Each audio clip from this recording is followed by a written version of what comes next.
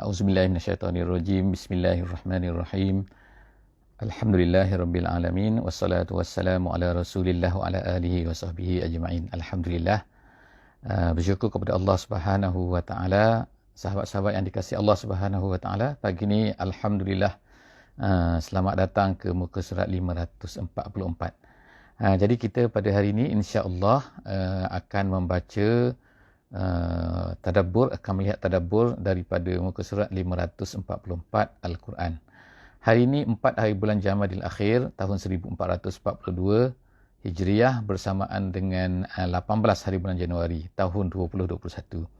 Hari ini insya-Allah kita akan bersama-sama masih lagi di surah Al-Mujadalah ataupun Al-Mujadilah ayat 12 sehingga ayat 21. Yang pertama sekali nak minta maaf sikit kerana agak kelambatan pagi ini dan pada pagi ini kita masih terpaksa mengadakan dalam studio lagi kerana hujan telah turun dengan lebatnya di luar sana. Jadi insya-Allah moga-moga yang penting kita akan dapat manfaat daripada tadabbur kita pada setiap kali, pada setiap hari ini. Moga-moga Allah Subhanahu Wa Taala akan menjadikan Al-Quran ini sebagai guide dalam hidup kita, insya-Allah. A'udzubillahi minasyaitonirrajim. Bismillahirrahmanirrahim. Ya ayyuhallazina amanu idza najaitumur rasula faqaddimu baina yaday najwakum shadaqah. Dzalika khairul lakum wa athhar. Fa illam tajidu fa innallaha ghafurur rahim. Sadaqallahul azim. Ayat yang saya bacakan tadi adalah ayat daripada ayat 12 daripada surah Al-Mujadalah. Jadi pada ayat ini ianya adalah merupakan sambungan lagi daripada apa yang Allah Subhanahu Wa Taala telah ceritakan sebelum daripada ni. Iaitu sebelum daripada ni dalam muka surat 543 yang terakhir, ayat yang terakhir muka surat tersebut, kita telah baca bagaimana Allah Subhanahu Wa Taala minta daripada orang-orang yang beriman ini supaya tafassahu fil majalis. Jadi apabila dikatakan kepada mereka supaya memberi keluasan, memberi tempat kepada orang-orang yang baru datang dan sebagainya, maka Allah Subhanahu Wa Taala menganjurkan kepada orang beriman supaya berilah tempat dan juga begitu, dan patuhlah kepada orang-orang yang mengatur majlis itu, iaitu pada masa itu ialah Nabi sallallahu alaihi wasallam, yang sebagaimana kita telah ceritalah sebelum ini. Pada hari ini kita akan tengok pula iaitu dikatakan ulama tafsir sebagai adab yang ketiga yang diminta oleh Allah Subhanahu Wa Taala, yang diajar oleh Allah Subhanahu Wa Taala kepada orang-orang yang beriman. Apa dia? Iaitu adab apabila mereka ingin untuk bermunajat kepada Nabi sallallahu alaihi wasallam. Munajat di sini bukanlah artinya munajat yang dalam bahasa Melayu, tetapi munajat di sini artinya ialah seseorang tu nak pergi berbincang, bertanya sesuatu kepada Nabi sallallahu alaihi wasallam, mungkin secara berseorangan. Maksudnya ialah tak ramai-ramailah, adalah perkara-perkara yang dia nak tanya tentang diri dia, tentang apa-apalah kepada Rasul sallallahu alaihi wasallam. Jadi Allah Subhanahu berkata, Allah Subhanahu Wa Taala berkata, wahai orang yang beriman, apa dia?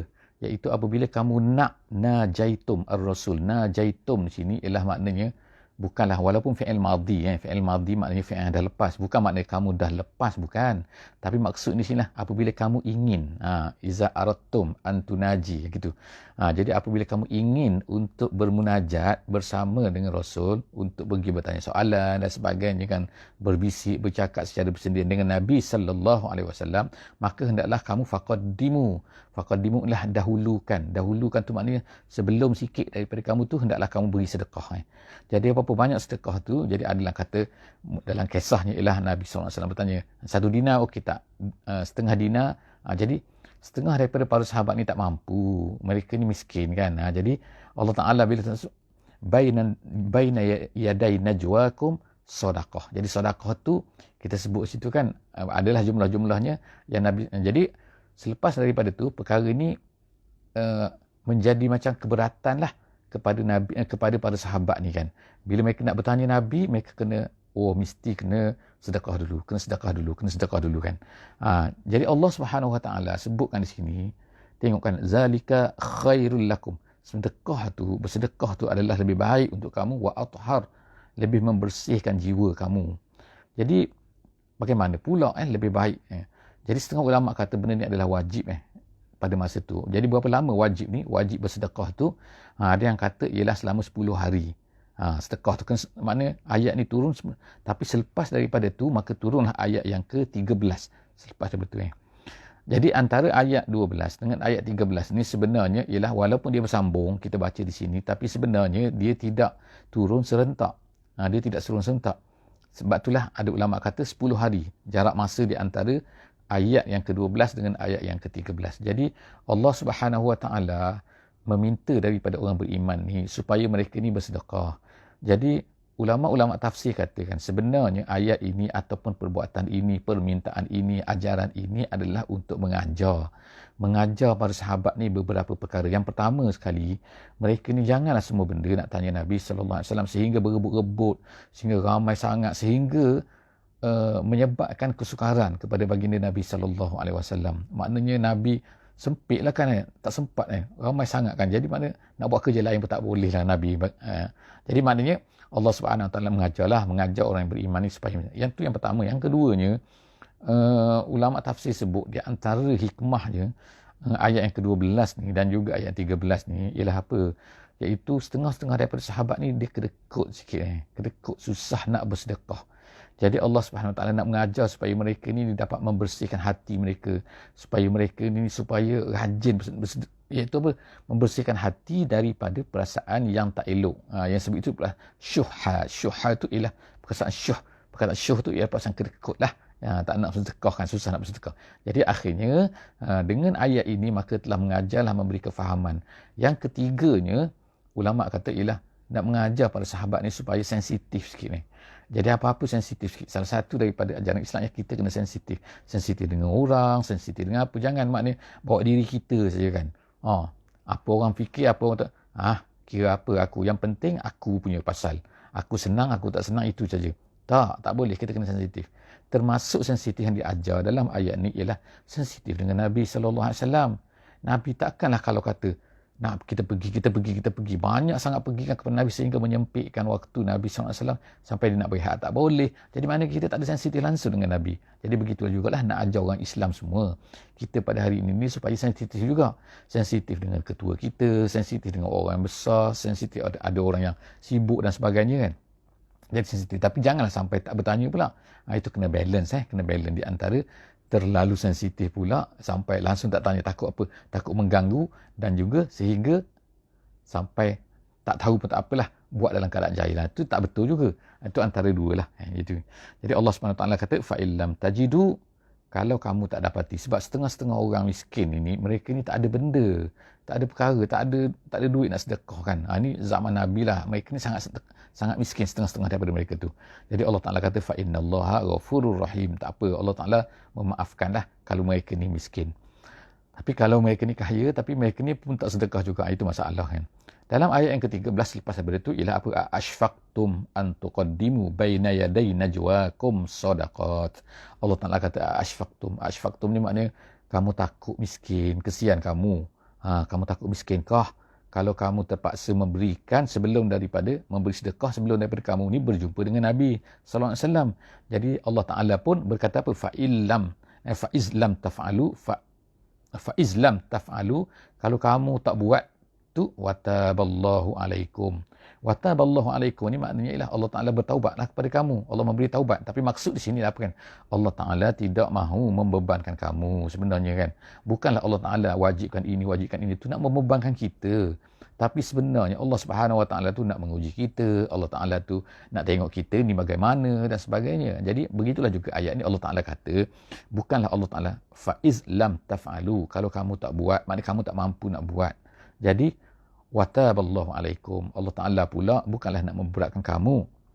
Fa aqimus solah. Jadi oleh kerana itu maka kamu hendaklah tampalkan apa, iaitu kamu kena tambahkan pahala kamu ni dengan mendirikan solat, wa atuz zakah, dan juga memberikan zakat, memberikan infak lah, maknanya di jalan Allah Subhanahu Wa Taala. Kalau kamu ada duit, wa atiullaha wa rasulah, dan kamu taat kepada Allah dan kamu taat kepada Rasul. Jadi makna di sini ialah apa kan? Kalau kamu tak nak buat yang ni tak apalah.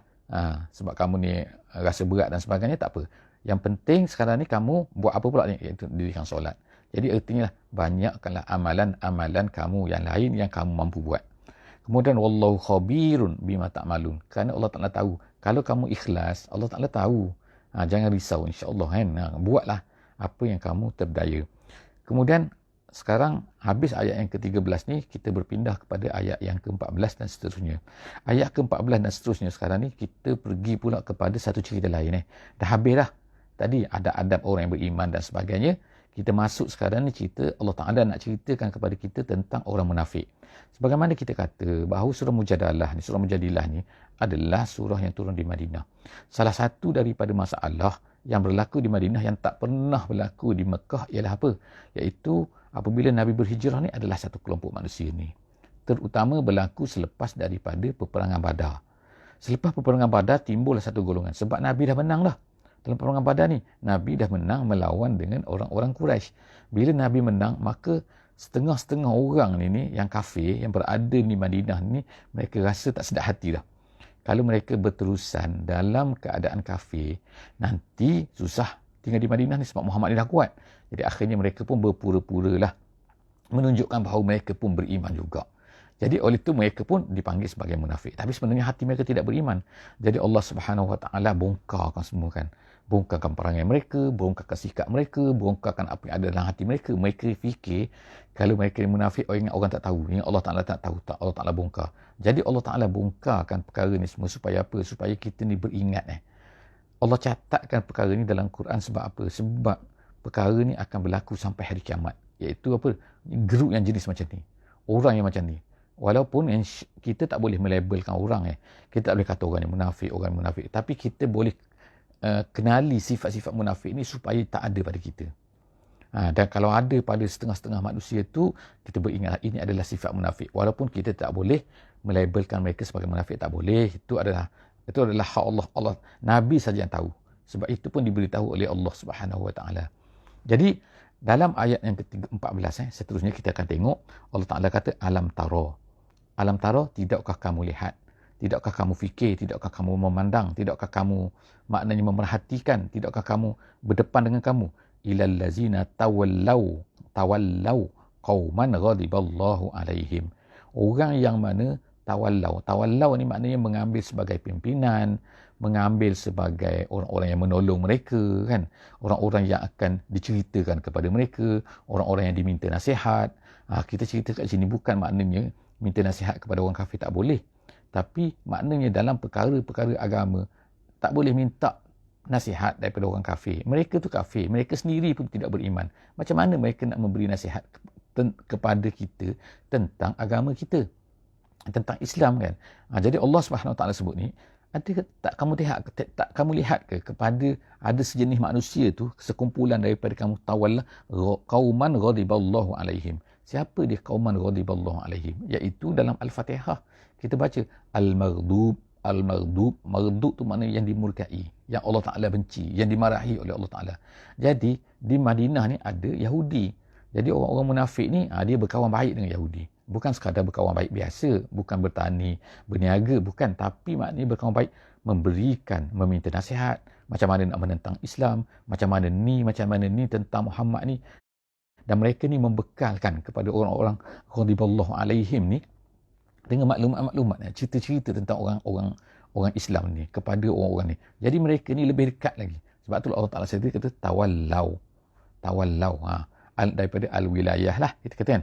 Jadi mereka ni mahum minkum. Allah Ta'ala kata mereka ni bukan daripada kalangan kamu. Maknanya dia bukan Islam dia ni. Orang munafik ni bukan Islam, bukan daripada kalangan kamu. Lepas tu Allah Ta'ala kata wala minhum, dan dia tidak pula daripada orang Yahudi tu. Maknanya dia bukan orang Yahudi.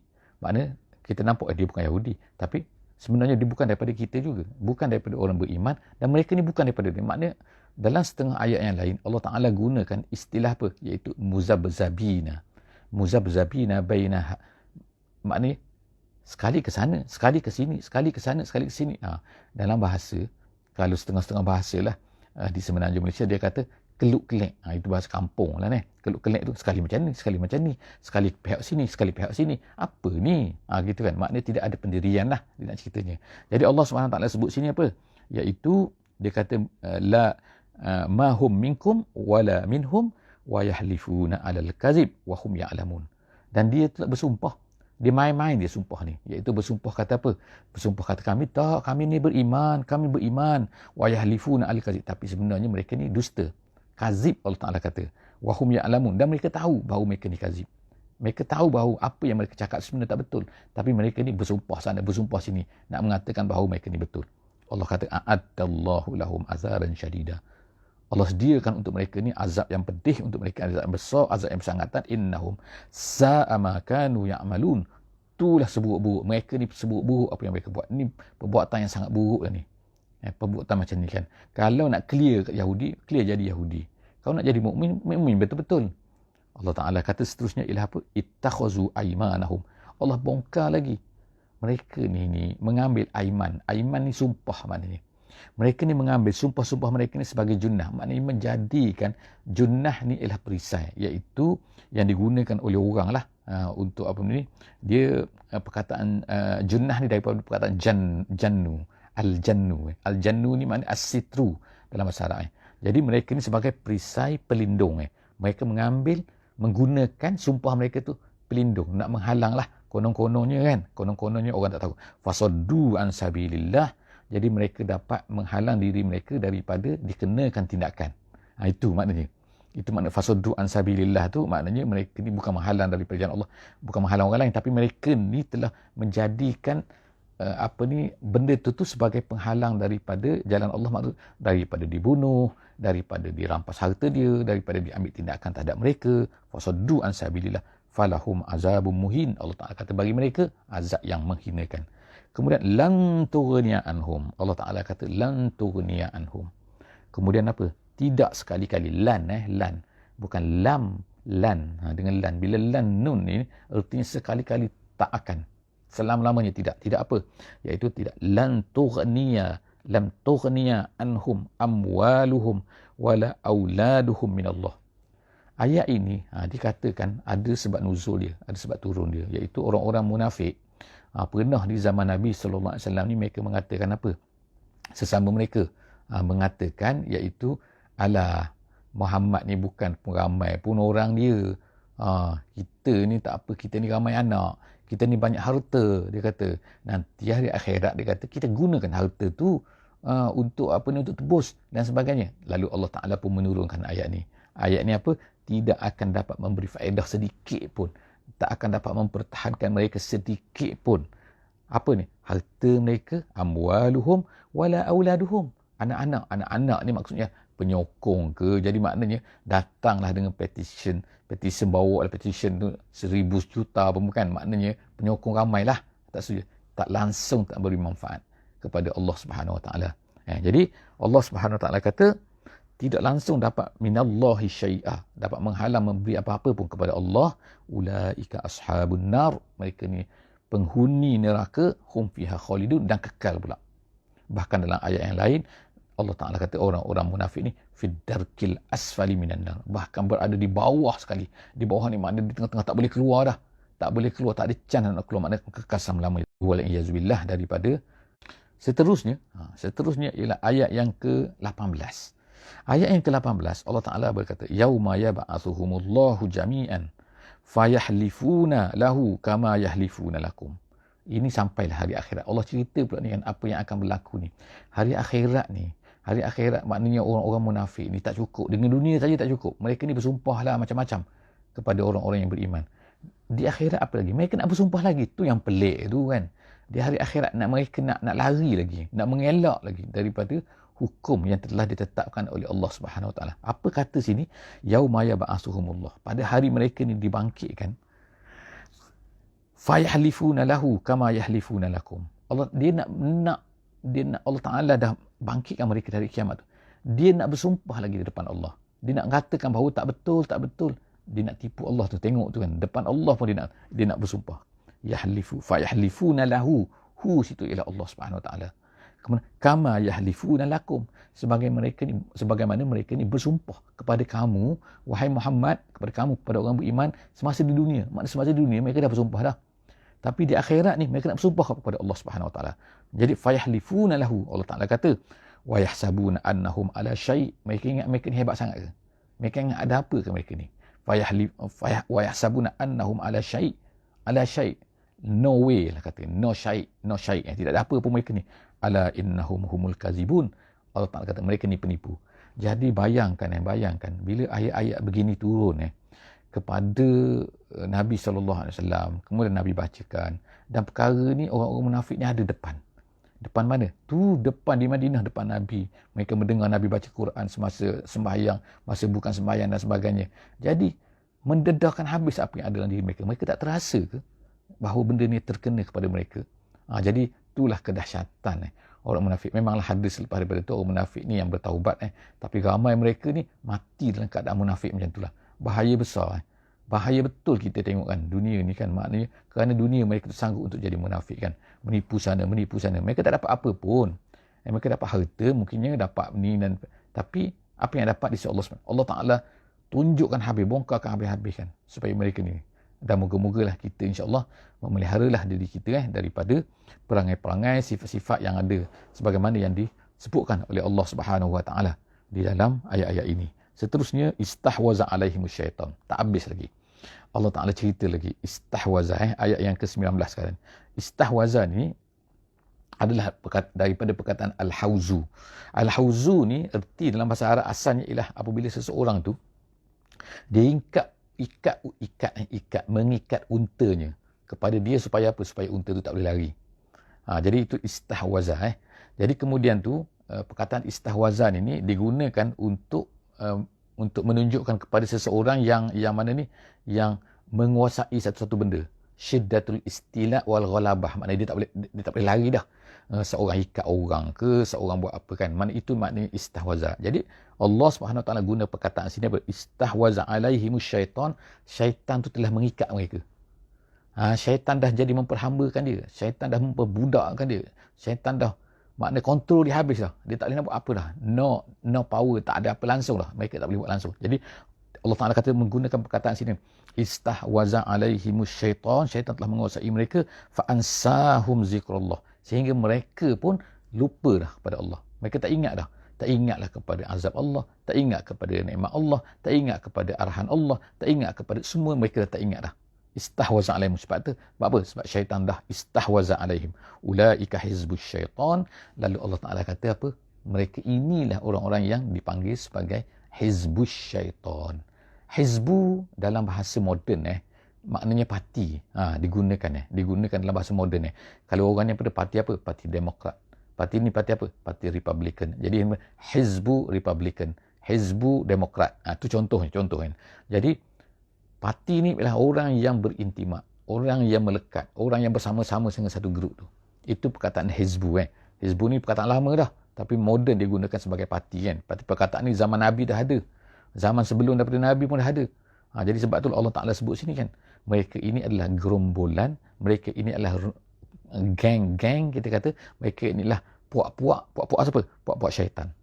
Jadi jaga-jagalah Jadi sebab tu dalam Al-Quran ni ada disebut nanti Hizbullah, Hizbus syaitan. Kita ada dua. Jadi insya-Allah kalau ada peluang, harapnya kepada sahabat-sahabat semua, kalau sempat ada kesempatan cuba insya-Allah buat kajian tentang ni ataupun mempelajari. Kita ada insya-Allah tajuk khusus lah. Kalau ikutnya kita ada buat sesi-sesi juga lah, iaitu tajuk-tajuk daripada Al-Quran ni. Antaranya ialah tajuk yang kita berikan dalam tajuk-tajuk kita ni lah apa, iaitu apa hizbus syaitan dan apa hizbullah yang disebutkan dalam Al-Quran. Jadi dalam ayat ni Allah Ta'ala sebutkan hizbus syaitan. Siapa? Orang munafik itu, apa sifat dia? Yang pertama istahwaza, yang kedua mereka ni telah dilupakan daripada Allah. Itu dua sifat yang Allah Ta'ala sebut di sini, sifat-sifat hizbus syaitan. Jadi Allah Ta'ala kata, ala inna hizbus syaitan humul khasirun. Ingat. Hizbus syaitan ni dia mereka rugi. Walaupun nampak macam menang menang dalam politik ke, menang dalam apa-apa pun, kumpulan syaitan menang dalam pertandingan ke, menang dalam masyarakat ke, dia masyarakat semua menerima dia ke, masyarakat puji dia ke, tapi ingat dia adalah hizbus syaitan. Hizbus syaitan ni Allah Ta'ala kata rugi. Ayat yang ke 20 iaitu innal ladzina yuhaddunallaha wa rasulahu ulaika fil azallin. Allah Ta'ala kata orang-orang yang yuhaddu.